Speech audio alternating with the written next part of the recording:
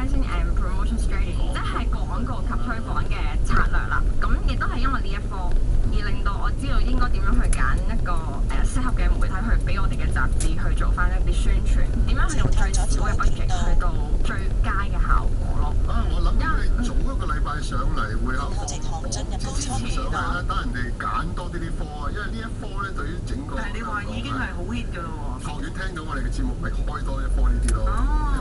因為咧，即係我諗咧，以前我哋讀書咧就讀一啲好又唔係功能性嘅，即係嗱你一定要讀嘅呢啲，咁啊大家就照住嗰個方法讀。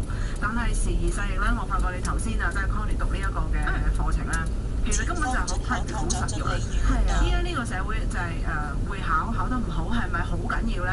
其實已經唔係太緊要嚇，即係你自己揾到一個啱自己嘅路向，跟住去揾一個啱嘅課程去讀，讀完之後你可以喺嗰個行業發展，其實先至係最重要，對自己嘅受用係最大。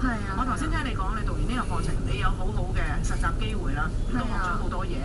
係咪之後你更加係再去繼續深造，再去讀咗另外一個嘅degree 啊？係啊，咁我依家就喺城大裏面讀緊一個 top degree， 咁就會係讀business management 嘅一啲工商管理嘅嘢咯。點解我會揀呢一科咧？其實係因為之前讀高級文憑嘅時候，發現原來其實除咗需要有公關同埋媒體事業呢一方面嘅知識之外，都需要有多啲工商管理嘅知識咯。咁我希望兩樣都可以融合埋一齊，令到自己又可以出到更加大啦。